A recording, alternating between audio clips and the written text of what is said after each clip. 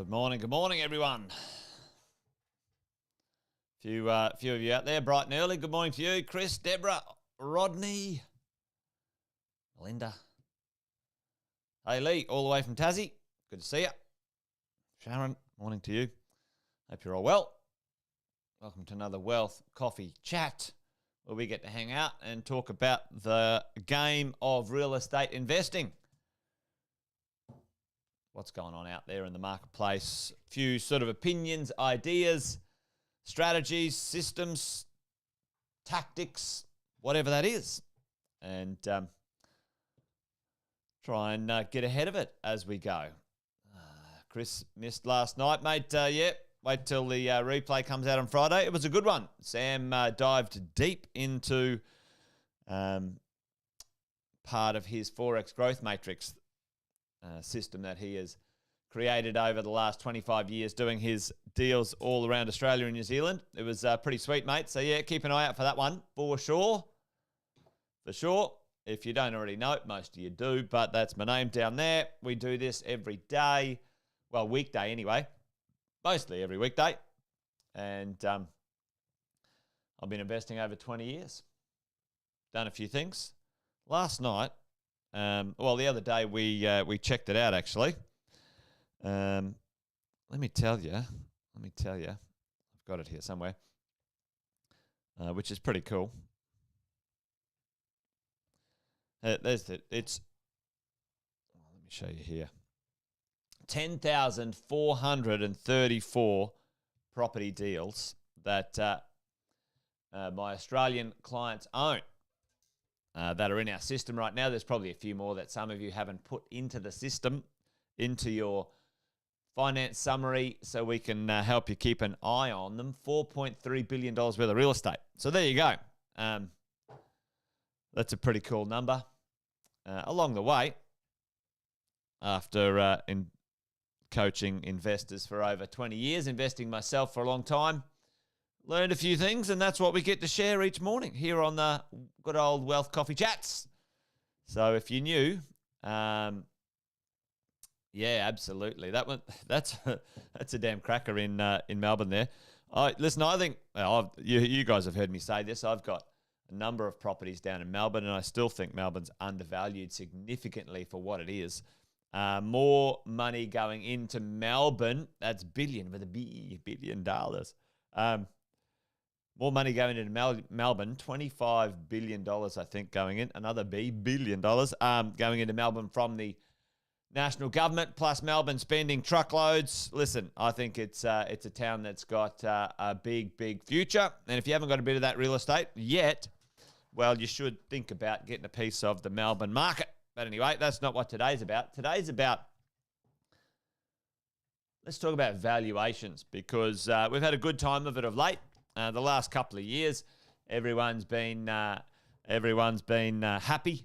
Well, mostly in the real estate world after the first sort of 6-9 months of the COVID shock. We've had some, happiness when it comes to the world of purchasing properties and their valuations. But I want to ask a question, and get ready with your fingers or your thumbs in the chat. Folks, tell me, in 99% of the cases when a valuation is done, who is the valuation done for? You're buying a property, you think, oh, yep, checks and balances. When I lend some money, someone will do the valuation, and then, I'm entitled to look at that valuation. It's mine because of the property that I bought. Tell me, who is a valuation done for when we purchase a property, and who actually owns it? Yeah, the bank. The bank. Did you know that the valuation is done for the bank, and it's not done for you? And the name, the valuation is done for the bank. So, the name valuation, right, is misleading, because it's not a valuation, is it? What is it? And Jason, you're confusing me now. I don't know what you're talking about. Well, let me talk to you about valuations, team. Valuations. Especially when we are borrowing money a valuation has nothing to do or very little to do with what a property's worth is. And let's talk about this for the moment. Let's have a bit of a, boom. Whoever is onto that, it's about risk mitigation. Valuations for the bank equal a risk assessment, all right? Assessment. Equal a risk assessment. And let's have a look at this. And some of you guys have seen this before. Let's say this is in the now, this is in the future, and this is in the past. Right.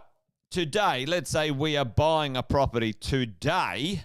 This is we're paying some money for a piece of real estate today. Yep. Often valuers get instructions to value a property in a certain way on behalf of the bank, folks. They're not saying, hey, Vi is buying a property. She wants the best valuation possible. She wants a very positive assessment of this property because we believe in the property. No, that's not the instructions. The instructions that come from the lender or the bank are, hey, listen, if the world was going to shit and I had to sell this real fast, what risk have I got? Tell me what you think. What would it be worth if I was to sell this in a 30-day distress sale or whatever it might be, right? Or something to that effect, okay? Because valuations, folks, are fool's gold as far as I'm concerned. They're used for, as property investors, they're useful for us, and we'll talk about that in a minute. All right, let's have a look. So, who lives in the past? You guys have seen this. Where I'm buying a property today. This is my investment property. And you've got, you're asking, all right, does this property give me some value? Does this property fit into my portfolio? What is it worth? Like, how can I assess this thing, this piece of real estate that I want to own? Who lives in the past, folks? Who shows up today and looks backwards? Who shows up today and looks backwards and analyzes a property and puts some numbers on a piece of paper? Who does that? Who lives in the past when it comes to this process? All right? Who lives... Oh, that's not the past. That's the past. I better change my spelling here. Past. There we go. Banks and valuers. Yeah, the valuers. So the valuer lives in the past. All right? They look back. They look backwards, all right, to find the value, to say, hey, economists, they're weird people. Anyway, the valuers live in the past. They're looking for evidence. They're looking for, information about, a property's value, right? And usually between 3 and 6 months in the past. These days, sometimes the data's a little bit faster, but not necessarily so accurate, all right? So they're living in the past. Who's living in the now? Who's today? Today. Who could you get a good feel about a property if as of today, all right? And who's the person who's kind of like within the last sort of 30 days to the next 30 days? It's kind of like a 30 days and a 30 days window, sort of 30 days into the future and 30 days into the past, right? Agents, that's right. Your real estate agent. All right, and they're always in the sort of the moment, the now, all right? The moment, the now, when it comes to analysing and assessing a property's worth for, let's say, selling it, right? This is kind of these professionals over here are assessing the property's worth for lending money, right? So the valuer's job is to assess it about lending money. The real estate agent's job is, how can I sell this property? And the one into the future, who's the future gazer? Who is the future gazer?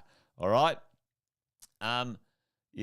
Who is the future gazer saying, is this property going to add to my wealth? All right? Who's the one who needs to assess the future? Boom. Investors. All right? Investor. That's you. Okay? That's you, folks. That's you and me. Is this property going to make me wealthy? Will it produce cash flow? cash flow? Will it grow in value? Recycle my equity? Will I get some tax deductions? Is it going to be a good property to own? Now, you can see, what's the challenge here, right? The challenge here is that valuations, the word valuation is being bundled into one thing to assess this property, but it doesn't work if you say, hey, Mr. or Mrs. Valuer, can you tell me about the circumstances of lending money, right? And give me a number, and now I'm going to make an assessment if I want to keep this property and it's going to make me wealthy. The two things are different, all right? They're two different mechanisms of assessing the real estate, all right? And often, especially inexperienced property investors, get that wrong. Let's say, for example, a valuer, you're saying, all right, I'm going to buy this property for $600,000. All right, $600K. You bought it from a Ray White agent. They sold it to you today for $600K. You think it's going to be worth a whole lot more than that in the future. Let's say you think it's going to be worth $700K in 5 years' time. And the valuer thinks today you paid too much. And they said, it's worth $580. Okay? So who's right in this circumstance? All right? Potentially, everyone is right for their position of what they're analyzing the property for. Okay? So for you and me, the only reason we want to pay attention to a valuer's number, folks, the number they give you, is because of what? What is the valuation number good for? The only thing we can really technically use it for as a property investor. Tell me what that is. Quick, tell me what that is in the chat. What's the thing we can use the valuation for that gives us some opportunity to continue to move forward as investors? That's boom, refinance. Exactly. Valuations help us with lending, folks. Lending. That's it. Equity check. Yep, dead right, Chris. Equity, boom. That's it. That's all they're good for, right? Valuations help us with borrowing. Thank you very much. Awesome. So do not get caught up. Now, what's coming? What is coming? Well, we're returning to normal. We've got a little bit of downward pressure on property prices and property momentum at the moment because of the interest rates rising, the cost of your interest going up. Now, that's going to take 6 months for everyone to realize the world's not going to end. It's going to take 6 months for the general market to realize that we're in the biggest undersupply of residential rental properties we've ever seen in Australia's history. We're not constructing enough at all. Like we did this math the other day, folks, an 87% fall in delivery of constructed properties in Brisbane, and it was like 72% in Melbourne, right? We're down a long way when it comes to supply, all right? Huge. At the moment, people are worried about interest rates, but the fundamentals are that there is plenty of good news on the horizon once we get through the cost rising, all right? Jeff, how are you, mate? Good to see you. So, what's going on? Why are we worried about what's going on right now and what might play out for a little while for us as investors? And we need to remember, ladies and gents, we need to remember this. This is us, not the risk part. We are making decisions to own and buy real estate because in the future, you're happy to own that piece of real estate forever or for as long as it takes because it's a great piece of real estate. The location's fantastic. The design is awesome. The rentability is off the charts.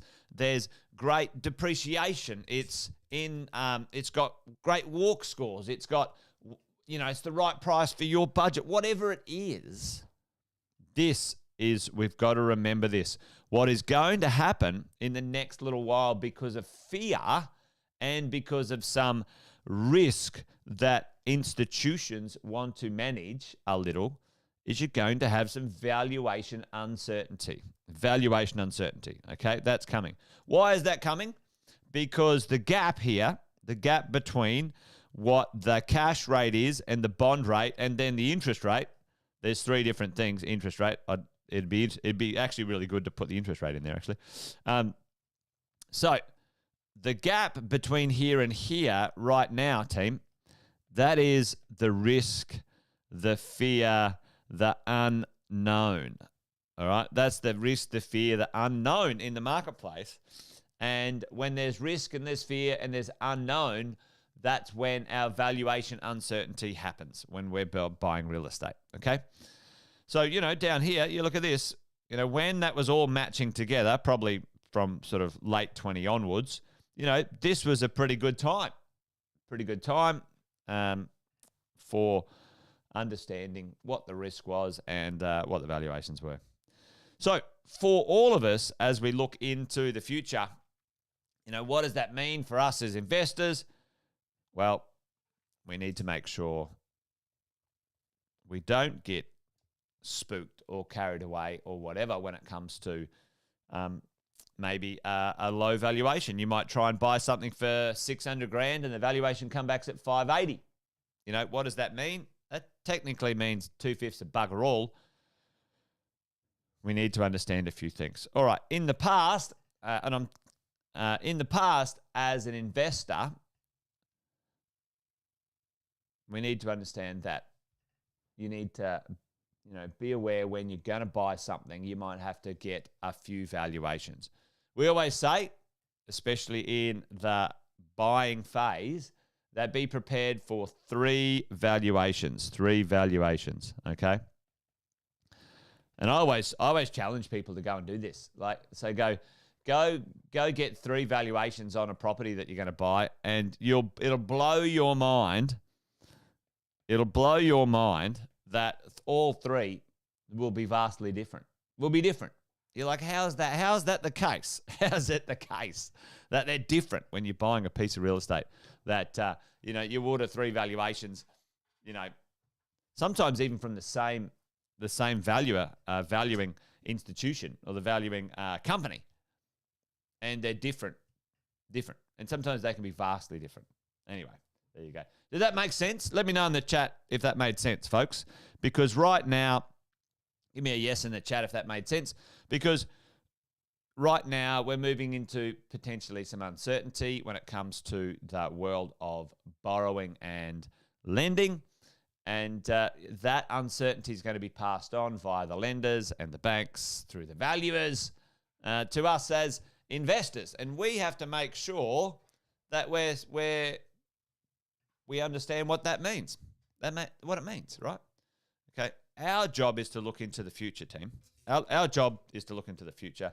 Nobody's going to tell you, make the decision for the future for you, all right? That's you as an investor as we go along. All right, folks, that's it. Done and dusted. Finished on time today.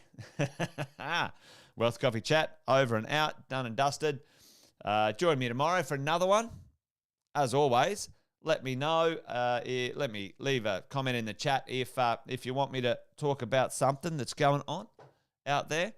But, yeah, that's it. We're done for the day. You guys be awesome. Be well. Take care. Remember, this thing's a marathon, not a sprint. And the idea is to buy well and not sell. Never sell. Unless it's strategic and for tax purposes and you roll it over and you put it into a low or no tax environment. Anyway, there you go. All right, folks, I'm rambling on now. You guys be well, be good. Bye for now. See you tomorrow.